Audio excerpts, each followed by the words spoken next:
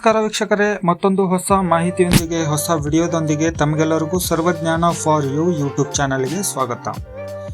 ಈ ವಿಡಿಯೋದಲ್ಲಿ ಮಾಹಿತಿ ತಿಳಿಸ್ಕೊಡ್ತಾ ಇರೋದೇನಂತಂದರೆ, ರೈತರಿಗಾಗಿ ಪ್ರಧಾನಮಂತ್ರಿ ಮೋದಿಯವರು ಕೊಟ್ಟ ಒಂದು ಸಿಹಿ ಸುದ್ದಿ. ಅದೇನಂತ ಹೇಳಿ ತಿಳಿದುಕೊಳ್ಳೋಣ.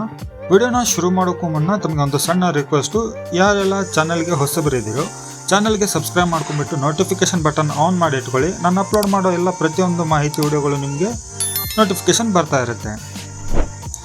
ಇವಾಗ ನೋಡಿ ವೀಕ್ಷಕರೇ, ಪ್ರಧಾನಮಂತ್ರಿ ಆಗಿ 3ನೇ ಬಾರಿ ನರೇಂದ್ರ ಮೋದಿಯವರು ಪ್ರಮಾಣ ವಚನ ಸ್ವೀಕರಿಸಿದ 24 ಗಂಟೆಗಳಲ್ಲಿ ರೈತರ ಖಾತೆಗೆ 2,000 ರೂಪಾಯಿ ಜಮಾ ಮಾಡಲಾಗುತ್ತೆ ಅಂತ ಹೇಳಿದ್ದಾರೆ.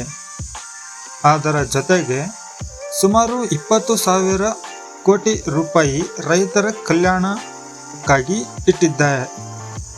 ಹಾಗೂ ಕಿಸಾನ್ ಸಮ್ಮಾನ್ ನಿಧಿ ಯೋಜನೆ 17ನೇ ಕಂತು ಬಿಡುಗಡೆ ಪತ್ರಕ್ಕೆ ಕೂಡ ಸಹಿ ಮಾಡಿದ್ದಾರೆ.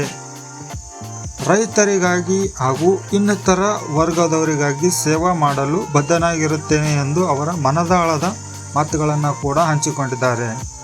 ನೋಡಿ ವೀಕ್ಷಕರೇ, ಈ ವಿಡಿಯೋದಲ್ಲಿ ಈ ಒಂದು ಮಾಹಿತಿ ಇಷ್ಟ ಆಗಿದೆ. ವಿಡಿಯೋ ಲೈಕ್ ಆಗಿದ್ದರೆ ಆದಷ್ಟು ವಿಡಿಯೋನ ಎಲ್ಲರಿಗೂ ಶೇರ್ ಮಾಡಿ. ತಪ್ಪದೇ ವಿಡಿಯೋಗೆ ಒಂದು ಲೈಕ್ ಕೊಡಿ. ಮತ್ತೆ ಹೊಸ ಮಾಹಿತಿಯೊಂದಿಗೆ ಸಿಗ್ತೇನೆ. ಅಲ್ಲಿವರೆಗೂ ಜೈ ಹಿಂದ್.